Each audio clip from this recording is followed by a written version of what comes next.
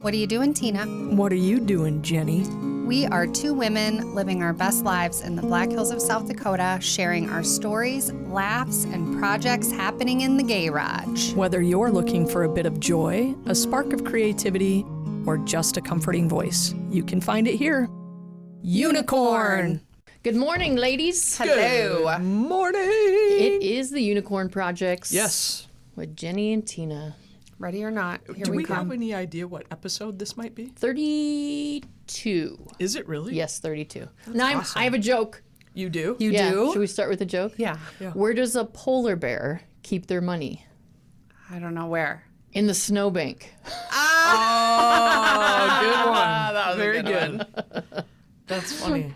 You're welcome. Do you have That's one? funny. No. I don't remember them. Like, I hear them and they're super funny and I can tell it 3 or 4 times that day. Yeah. And then it's gone. That's the same thing with me, too. Yeah, but it just doesn't soak in. I just, Nope. too many other important things up there. I think it's a skill. Like people that I can do, just too. roll jokes Rattle off. them off. Yeah. They Like a just remember comedian? 'em. Yeah. How do they do that? I don't know. I would be like, hold on a second. That's right. Let me read Right, this. right. I know. Oh, Let me I look at forgot my phone. I forgot the inflection in the tone. Totally. It might not be as funny now. Or I'd be like, oh, wait. And then I'd start the story over. I'm going to apologize right away because I forgot to take my ADD medicine this morning and I just went to the restroom and I noticed that I only put half my makeup on. It's okay. And I was wondering why this eye looked funny.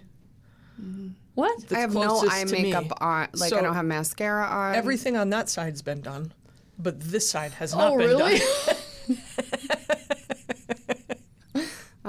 I love you. Anybody baby. else out there have this issue? I want to know. You're like Boy George. That's right. Get my good side. I just said, just look sideways the whole episode. Oh, you want to have a professional conversation? Okay. That's right. Wait, where's Funny Jane? Oh, there she is. That's right. That's right. It's like your version of a mullet. Right. Oh my God. You never know what Business in you're the going to front, get. party in the back. Oh my gosh. That's right. Business on the right, party That's on the right. left. Yeah.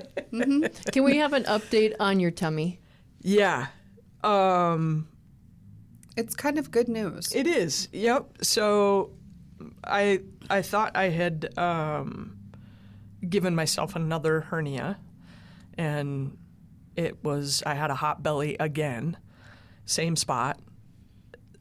But after a CT scan, there's no hernia. There is a little pocket of infection still brewing in there, and it did start to drain on its own, which is such an odd thing to watch fluid come out of your belly button. It's so weird. Yeah. But after some really high dose, what am I taking? Keflex? Oral antibiotics, Keflex. Yeah. So I take 500 milligrams 3 times a day, and it's already improving. So the redness has gone down. It's not completely gone yet, but it's gone down. It's still a little sensitive to touch, but it's not draining right now. I feel good. So hopefully I don't have to have another hernia repair. I just have to repair The infection. the infection. So Yeah, a little cellulitis. So Yeah. she had a CT scan on Monday, and it doesn't look like the hernia has reopened at all. And so hopefully we're dealing with this last bit of infection, and then hopefully it's resolved. There's also a chance this could be just a recurrent thing right there. But we'll wait and see. We're going to be 100% medication compliant and see what we can do aren't we, Tina? I always finish. know. I'm good. I'm good patient. And not lifting heavy things, right, Tina? I'm a good patient. I played outside all Are day you? yesterday. Yes, I am. I played outside all day yesterday and did not put my hands on a single boulder. Good. Yep. Or anything else that's over 20 pounds. Right. I don't 10 have any pounds. restrictions right now, for the record. But I'm being Amy and I can come up with some restrictions I'm for being you. good. I really Let's am. make You really some. are. You're being really good. I am. Yeah, I'm not being naughty. No. And I also think, Tina, do you want to talk a little bit about how almost losing your life in July caused a mental shift? Yeah,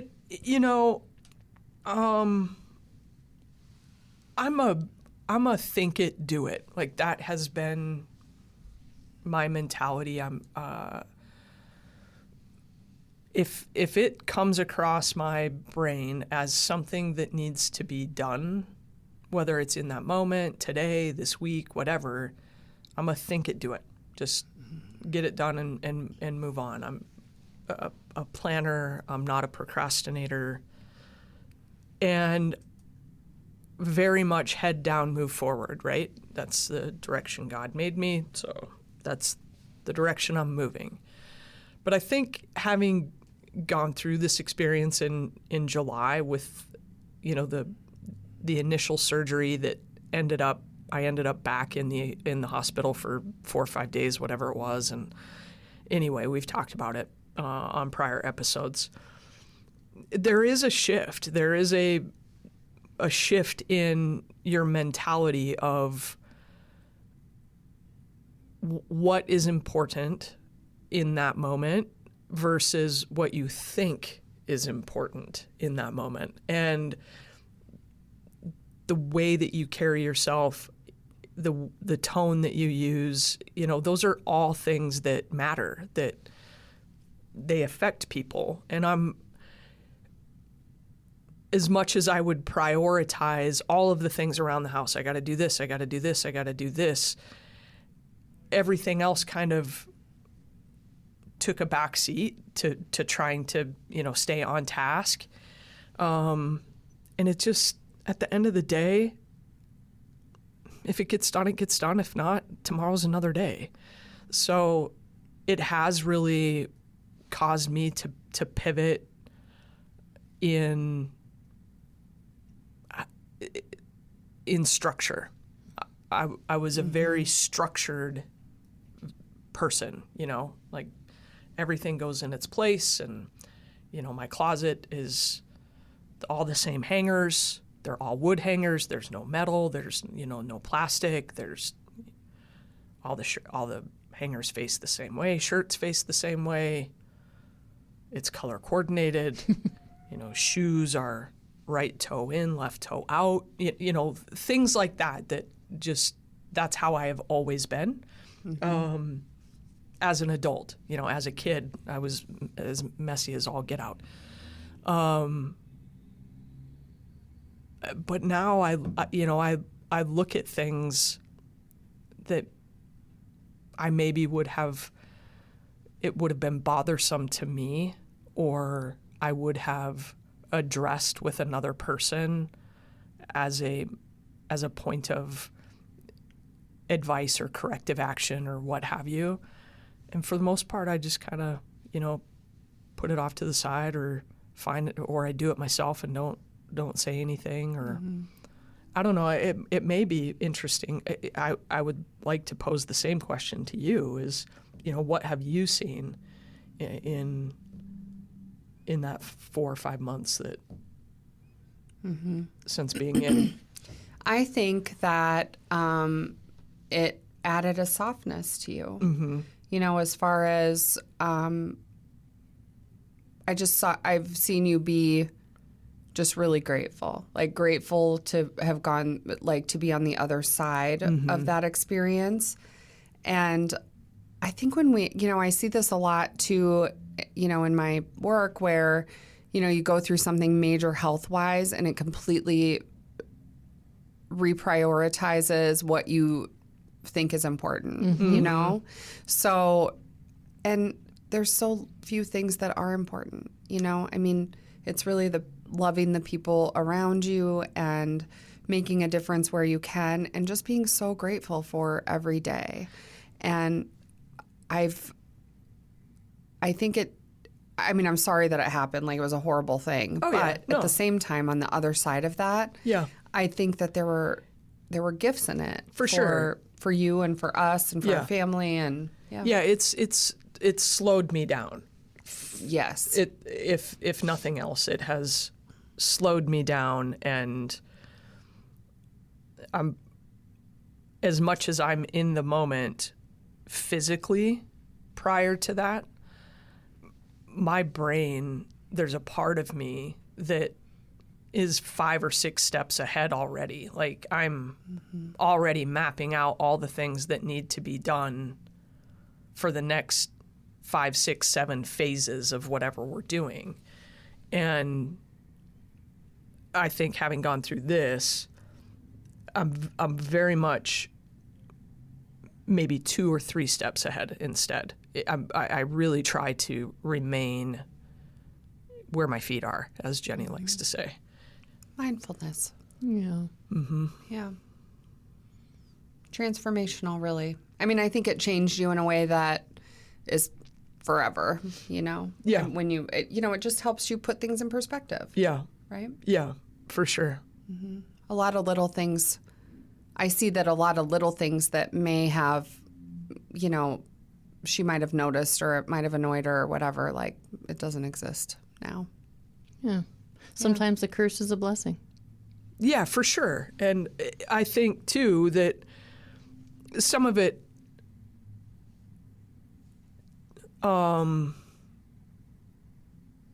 because you spend so much time by yourself when you're in the hospital, it does force you to reflect. Like, the old me would have been super freaking annoyed that I'm slowed down, I'm laid up, I do not have time for this, I got shit to do.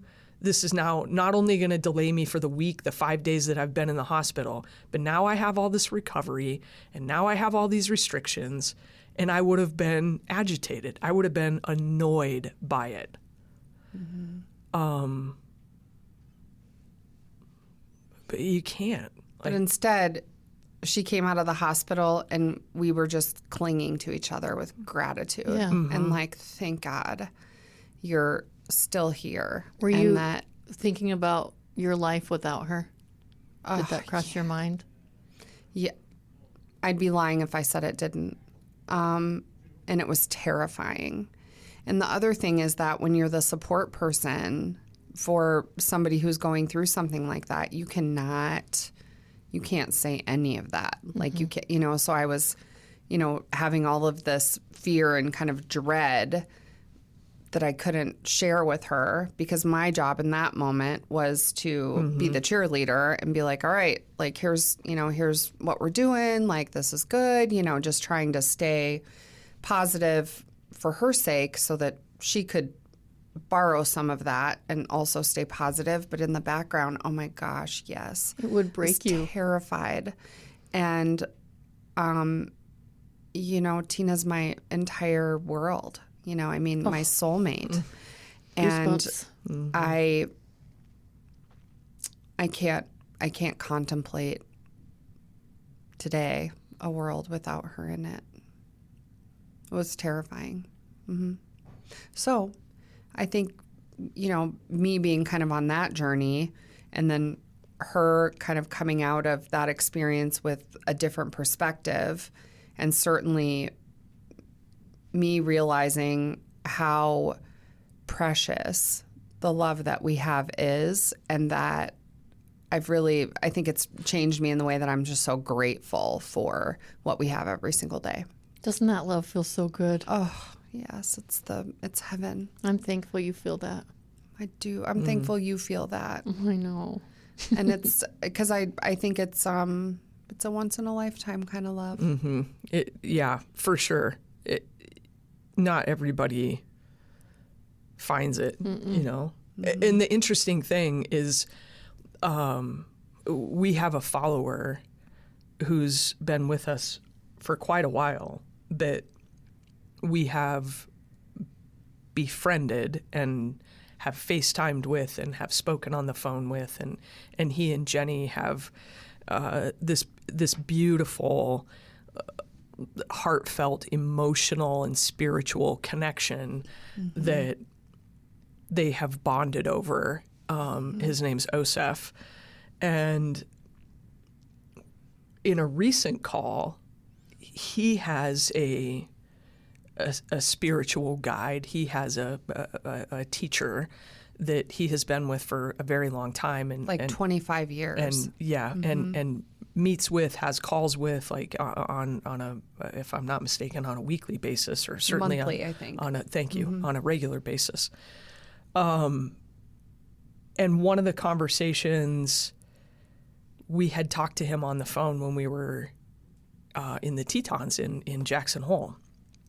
And shortly after, Jenny had come to get me. I was outside doing something, and she said, Osef's on the phone. And I was like, oh, great, let me come up. And, we had him on speaker, and we're just, giggling and laughing and planning and dreaming. And he's just a lovely, lovely human being. He would fit right into the mix right here. He would be a lovely... We'll have to do this Yeah, sometime. for sure. He is just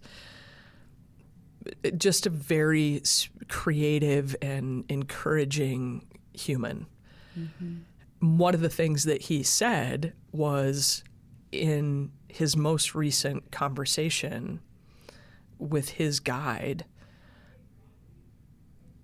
we had come up in the conversation, and I don't recall who brought it up, if it was him or them, but it was shared that Jenny and I have known each other for lifetimes.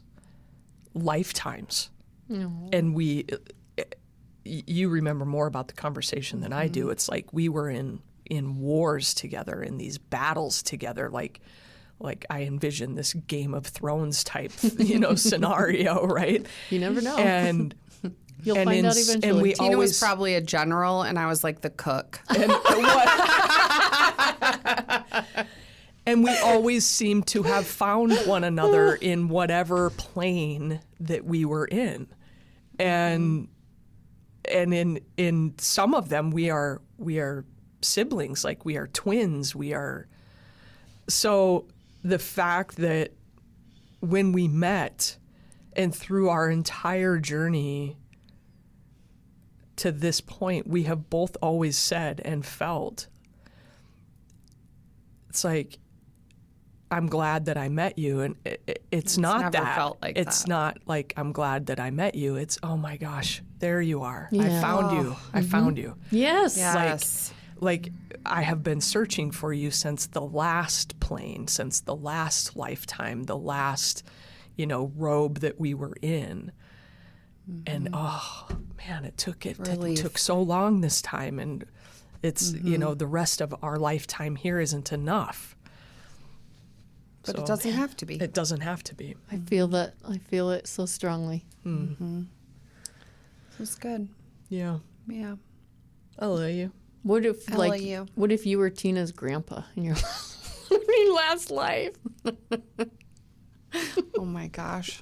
I can't even go there. Was there That's anything weird. else that you recall he shared that that stood out, or? No, well, just that we, the other thing was that we will always find a way Yeah. to find each other. Yeah. Yeah. We're just And- tied that way. Yeah. And I believe it. Oh, I do too. 1,000%. I mean, I've never sought anyone, stalkerish or not, I've never sought anyone out the way that I was like, there she is. Like, this is that. Yeah. I mean, it was just it was over for me before I even got out of the car, before I even knew your name. Shared a verbal exchange or anything. Yeah. So amazing. Yeah. Thinking back to the story. That's really how it was. You were just, it was like a magnet. like a tractor beam. Yeah, that's how it was. She didn't even look at me. Like, I was literally watching the back of her walking into the Pinedale Elementary School to attend the 3rd grade basketball game. And it was almost like I went into a trance. I was just like, oh. And then I just sort of like followed her. I was just like, She floated there in. she is, and Your soul tried to jump into her soul. absolutely. Yeah. That's so beautiful. She tried to fight me at first, but it didn't work. It was a little slow. It's okay. But look at us now. Yeah, look at us now. It's meant to be. It's meant to be. It's for meant sure. to be. Yeah. Do you think we should jump into a mailbag? Yes. Do we have a voicemail or something that you could play? I believe that we do. Cool. It's time for the mailbag, Mailbag. Hi, Jenny and Tina. My name is Heather, and I came across you guys a couple months ago on TikTok, much like everybody else, and I still look forward to your videos. I still crack up at the bathtub story because it just makes me laugh so much. I have a question, especially, for Tina coming into this. I recently got married for the first time. I'm 47. And our story is actually really neat. We met over 20 years ago through his sister, and when I first met him, I did not care for him. I thought he was obnoxious. And ironically, almost 20 years later, we reconnected, and he is the love of my life. He actually is a huge golfer. I've made a few comments on your lives about that, and I am slowly getting into golf. But I also, with being with Neil, I got 2 children, 2 wonderful kids. And unfortunately, some situations have come up that weren't what I thought was going to happen. Without going into too much detail, they're not really communicating too much with us right now, and it's been really hard. We are trying to work through this, and unfortunately, it's a situation of some, for lack of a better word, some brainwashing on their real mom's part. And we had had an amicable relationship for a while. I knew that this could possibly become an issue, but it's been hard. It's been really hard, especially because I love the kids and I love Neil so much, and I hate seeing this. So I'm just trying to get through this, and I'm just curious. Tina, coming in with kids, and I know they love you so much.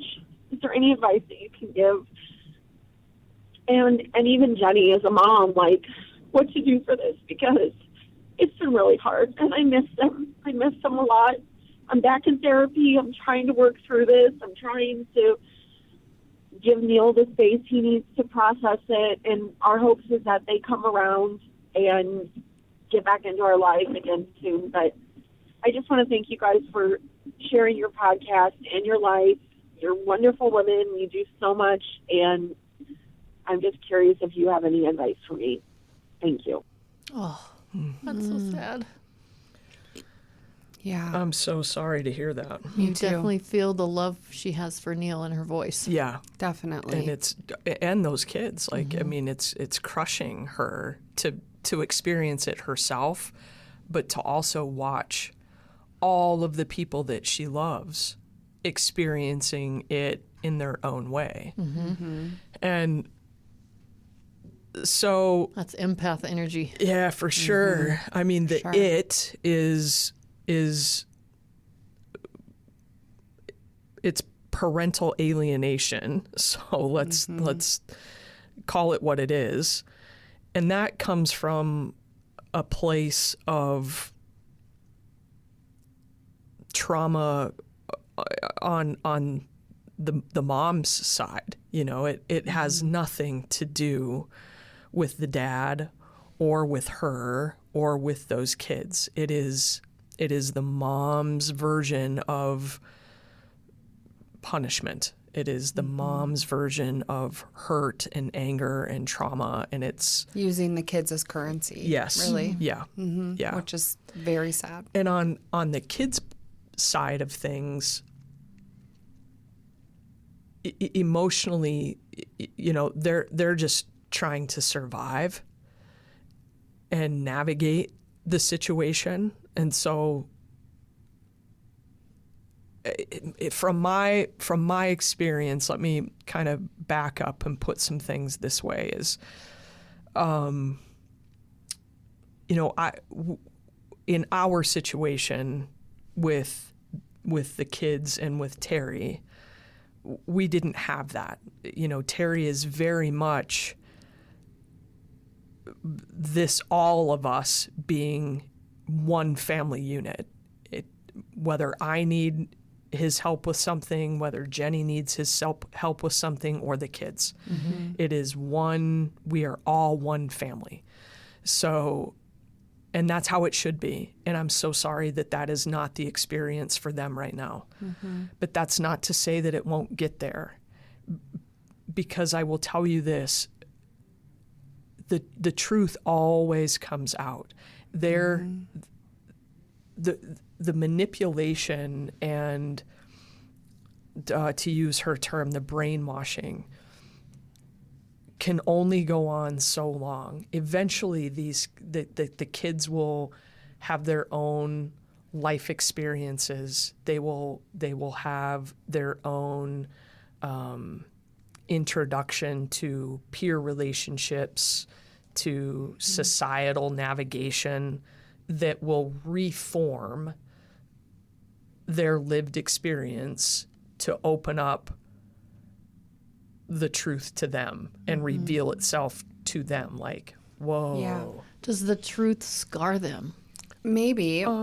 Likely. But I also think that like in the situation that they're in, it's really hard because when you're in the out group, you know, she and her husband are kind of in the out group right now. They're being alienated. It's so painful because you're still expected or called to keep showing up and being available for the relationship with those kids that you're not having right now. And that's sometimes so painful because you can be met with rejection or what feels like rejection at every turn. But as, you know, the adults in the room, you got to keep being available because who knows, I mean, having a mom like that who's trying to, you know, fill their head with whatever she's doing, there's going to come a breaking point for those kids where they're going to be looking for their dad. And you don't want to miss it, you know, when they're ready. And I would say, too, that is exactly the approach that that both of them need to take. You know, you've got to still keep making the deposits in the bank.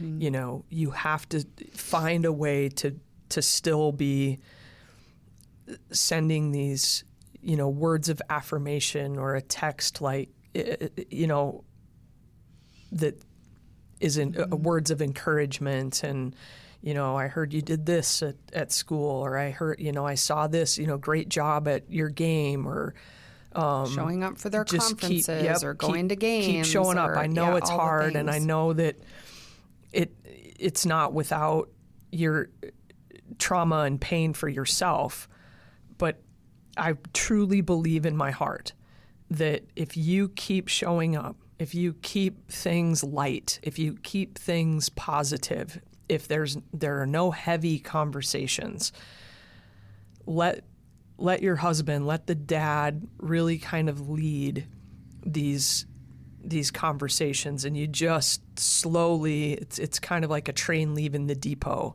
It doesn't reach max speed when the engine is first turned on. There's a slow little chug that starts to build momentum down the track, and that's what you need to keep doing. Just keep showing up, keep making these deposits, keep saying things like, oh man, I would love to hear more about that. Maybe we could grab ice cream sometime and you could tell me, or, you know, little things like that. Maybe we could go for a walk in the park, and I would love for you to show me your new, you know, the new soccer drill that you're working on, or you know, you said your husband likes to play golf. Maybe it's that. It's, you know, hey, your dad's playing golf today, and I was going to ride around in the cart. I'm just starting to learn. Would you want to learn with me? Would you want to ride around with me, and then we could have a picnic, or, you know, all those little nuggets, those little drops of collateral that you're building with them will pay off. They will. They will. And you know, one thing too is, I don't know how old. I don't know if she said how old they are, but you know, if they're littler kids, go have lunch with them. Bring lunch to school and have lunch with them. You know, I remember doing that, especially when we first got divorced, and it would be Terry's week, and I would be missing them so much. And so I would just go to school and have lunch with them, you know, and sit with them and their little friends. And it's always you're always kind of the star of the show, like the parents that come to have lunch with their kids. And so, yeah, you know, just whatever those little ways are that you can keep inserting yourself into their lives as a positive influence and somebody that can be relied on. That's what kids need. Especially with the little ones, because I have a 9-year-old, and as much as I despise his father, like he just disgusts me. Yeah. Little Michael loves him, like that's his dad. Yeah. And it is you can't let your ego get in the way. No. You got to keep talking nice about them. Sometimes your tongue bleeds because you got to bite it so hard, but that's what we do. Yes, because that's their parent. Yep. Yeah, and you don't want to scar them. No. That you have to let them figure it out on their own. And Yes. they do. They They do. will figure it out on their own. Absolutely. And that's such a good point too, Amy, is, you know, the conversation really has to be centric around the kid. It's you learning about them, and if they're into cheeseburgers and farts, that's what you do, you know. And if they're into Legos, that's what you do. It's not, so how are things at your mom's, or what, you know, what's this, or you know, it's not probative. It's not, they're not on trial. They're just trying to survive. They don't understand. And I wish I had a little context as to how old the kids were, because that may help shape a more appropriate response for the age. But all three of us that are sitting here are in that same situation. Like, we have been through that same situation, even though our outcome is not the same, meaning we're dealing with a dad that, you know, when I had to let Finn go, my previous golden, Terry came to the house and spent time with Finn and cried with us and with me and brought the kids. And, you know, when my mom was sick, or anytime either of us are going through anything, he's one of the first people to show up and one of the last people to leave. And I'm so grateful that that's the type of relationship we have, because I am a product of divorce. You know, my parents divorced when I was very young, and my mother remarried also when I was very young, and he legally adopted me. And that's, you know, I love my biological dad, and the relationship that I have with my biological dad is solely the relationship that he gets to have with me. It's not based on anybody else or anything else.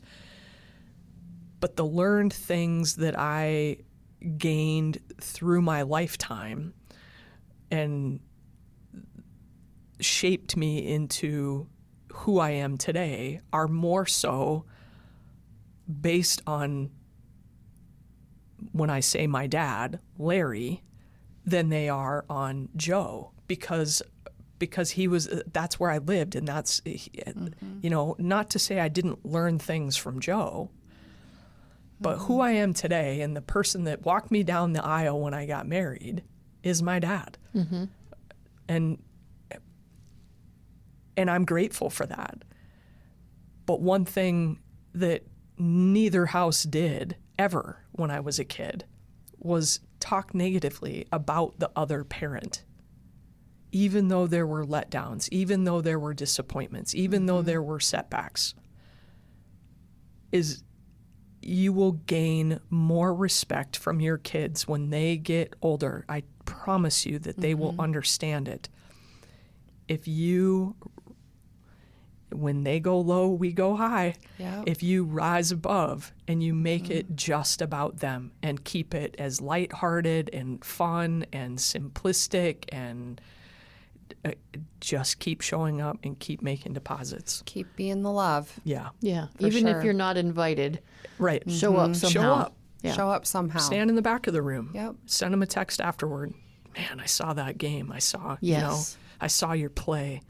I heard from, Jordan's mom that you were amazing at school today when you were talking about, your speech on who the president was that you chose. Whatever it is. Yeah. All those tiny little things. And I'm sure, as a parent, Neil's got to have a login to their whatever school app, here at Skyward, but whatever, so that you can log in and look at grades and assignments and things like that. That's another way. I want to pivot, though, for a second. And I want to talk about the specific situation that this lady finds herself in, which is that of a step-parent. And can we just all agree that step-parenting is a fucking minefield at times?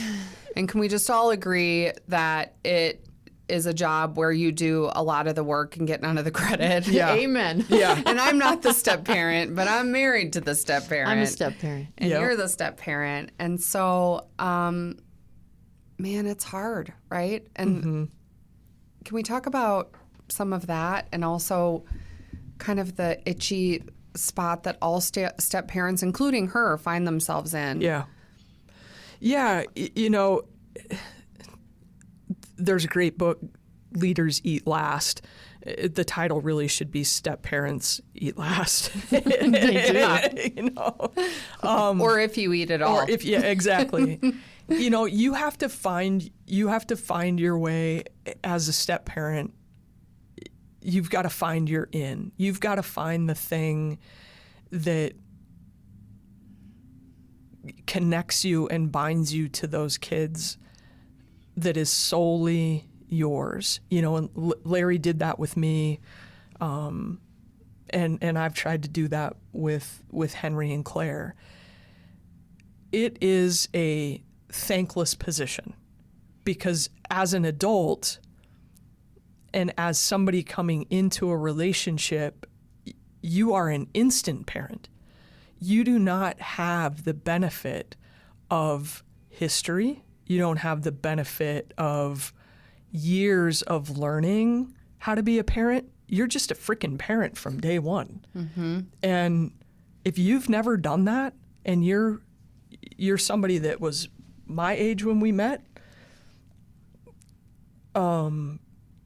that's a challenge in and of itself. Like, that is the hardest job interview you're ever going to have, because if the kids are little, there's no filter and the criticism is sharp and the learning curve is real steep.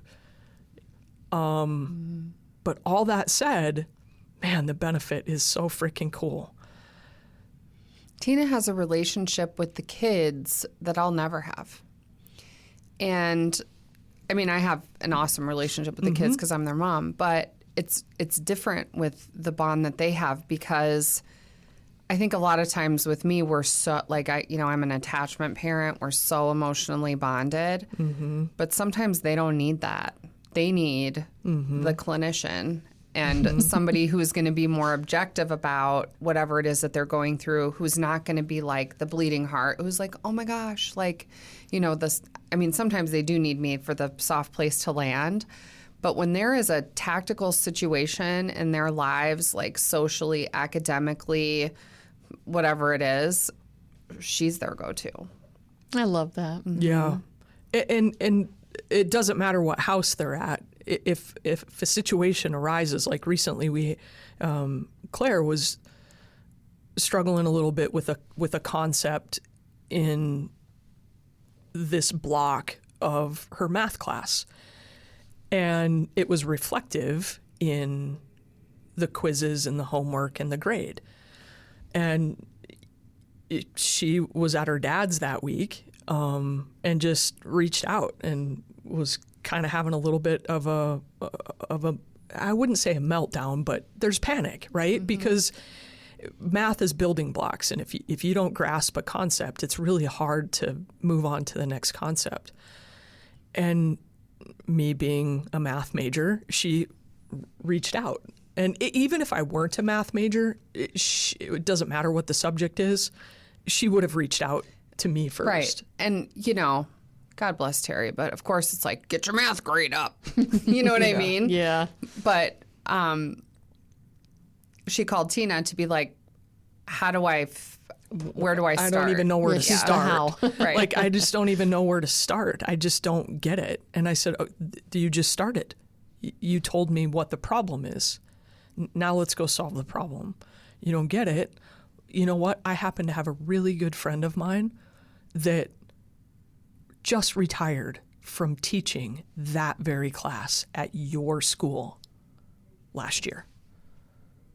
Let's get him and let's sit down and let him try to explain it in another way that you do grasp the concept. And boom, like, Took an hour. took an hour and she gets it, and now she's back on track and grades up from a D or an F or whatever it was, it doesn't matter, to a high B. She's moving her way towards an A. She gets it. She's, reinstilled some confidence, and here we go. And that's what I mean by finding, like, you got to find your niche. Your niche is not tied to your husband, or your niche is not tied to being a step parent. Your niche is being you and finding the thing that you bring that maybe is a stopgap that the other two parents, it might be a blind spot for them. It might be a skill set that neither of them possesses. And it could be something very minimal, something completely random, but that is your niche, and that is the thing they need from you. Yeah. I feel like clapping for you. It's like, It took a lot. Like, I'm not going to lie. Yeah. It took, we're 7, 8, 9 years into this or whatever it is. This stuff didn't happen overnight. When Jenny and I met, we met in October, and my in with Henry at that point, he's in 4th grade. He loves the Minnesota Vikings, and I don't know a single player on the Minnesota Vikings at that time, but I learned, and Jenny's living in a rental and in a house with both kids, and they're kind of navigating the parenting plan and separation and all of those things, and then I show up one day, and what do they need?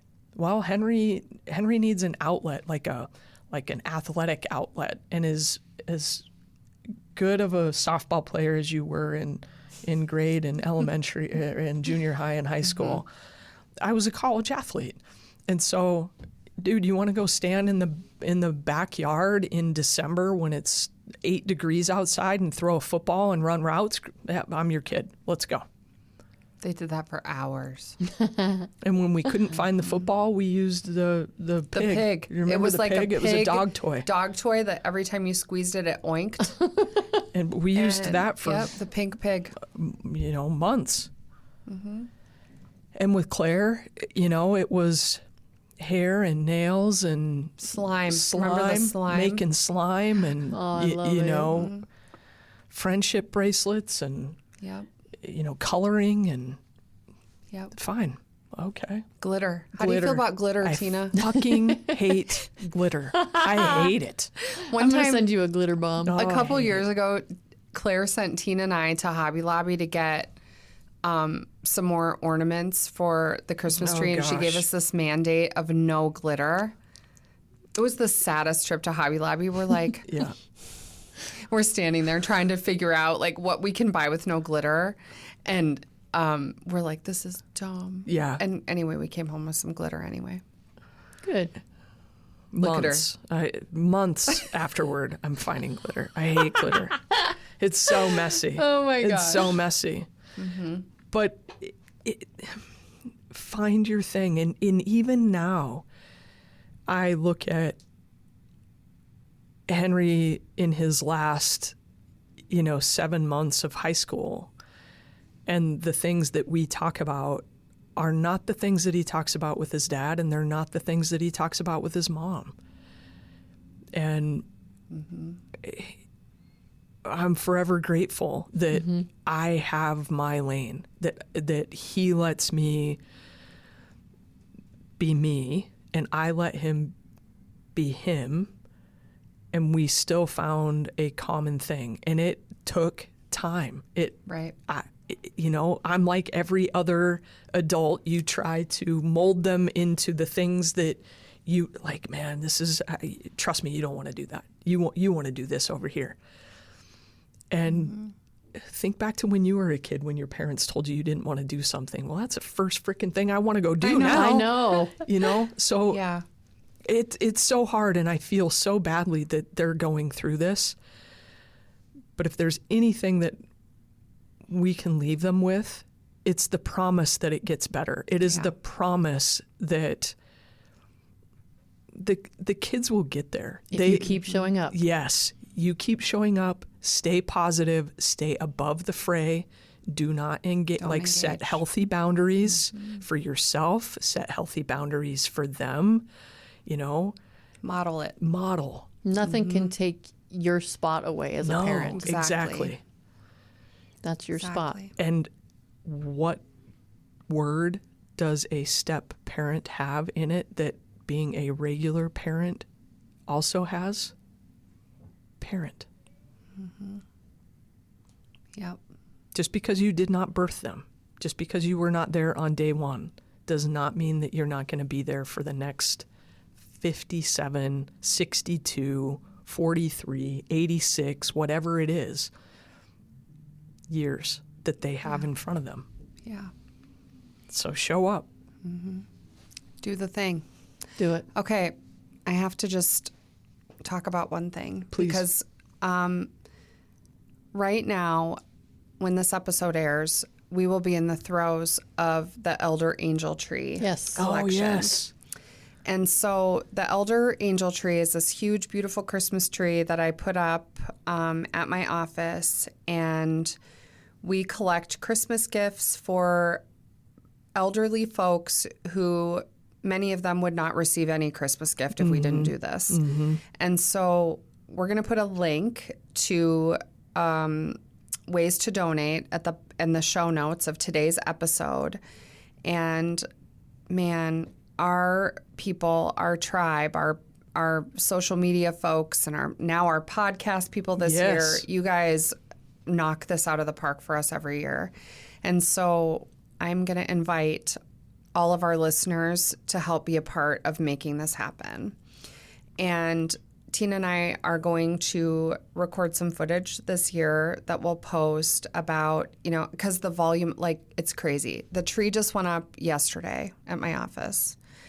And I love taking a picture of the lobby with nothing in it, The blank slate. the blank slate, because at the end, you can barely open the door to get you're in swimming. the office because it is just deep with gifts. Oh, I love that. And so last year we collected 6,000 Christmas gifts, which were then placed into beautiful gift bags, and we gifted people who receive Meals on Wheels, which, we may have to rethink some things because Meals on Wheels funding is cut, which makes the need even greater. So an invitation to help be a part of this amazing project with us this year to help make some seniors have a nice Christmas. And if you're watching this right now or listening, this is your sign that you're supposed to help out a little bit. Yeah. Doesn't matter what it is. And Little this- thing. Yep. And maybe you have a grandparent or a parent that's passed on, and you're looking for a way to honor their memory this year. And this would be, I promise you, a perfect way to do that. And this is something that like perfect example and a great tie-in to today's topic. Like this is something that you can do with kids and teach them about the gift of giving and about thinking of others and taking care of the elderly population in their community. And it's also something, if you're interested, it's also something that you could start in your own community. Yeah. And Jenny has had a call last year about this time with a half a dozen or so followers that were so taken with the concept that they have started their own. Yeah. So please don't. I think we got Silver Santas in Texas going Yep. on now. And Yep. Yeah, it's Don't be great. afraid to reach out and ask questions, and how did she get it started, and ways to partner with your local food bank or an assisted living facility or an adult daycare facility. We're just the need, given today's climate politically, the need is greater than it has ever been. So let's just all find a way to show up. Yeah. Yep. And if people want to reach out, where can they get in touch with you? Email is info@theunicornprojects.com. And feel free to leave us a voicemail. We love you guys. We love getting voicemails. We both get so many emails and messages through social media that voicemails is our love language. We get to hear your voice. We get to feel that level of connection. And you can leave us a voicemail at 844-605-LIFE, which is 844-605-5433. Perfection. And wherever you're listening or watching, please maybe leave us a review. Yeah. Yeah, Leave us a That's- review. yeah, we And like share those the too. podcast with a friend. Yes. please. We're really trying to grow our numbers Yep. and get the message out to more people. Yep. So, #1 podcast in South Dakota. seriously? That's something. What? And we are, the numbers are trending in the right direction for 3 people that have been at this for 32 episodes, 32 weeks. We're making an impact, but This actually is our first rodeo. we feel like we have something to say, and Yeah. that it resonates globally, and we could sure use your help getting that message out. And we appreciate those of you that have followed thus far. Yes. We love you. Yes. Unicorn ladies. All right. Unicorn. Thank you for tuning in to the Unicorn Projects, hosted by Amy Rose with Jenny and Tina. Music by Caroline Kilty. Produced by Russ Haddon. Engineered by Chris Jaquez. It's the Unicorn Projects on the Home Slice Audio Network.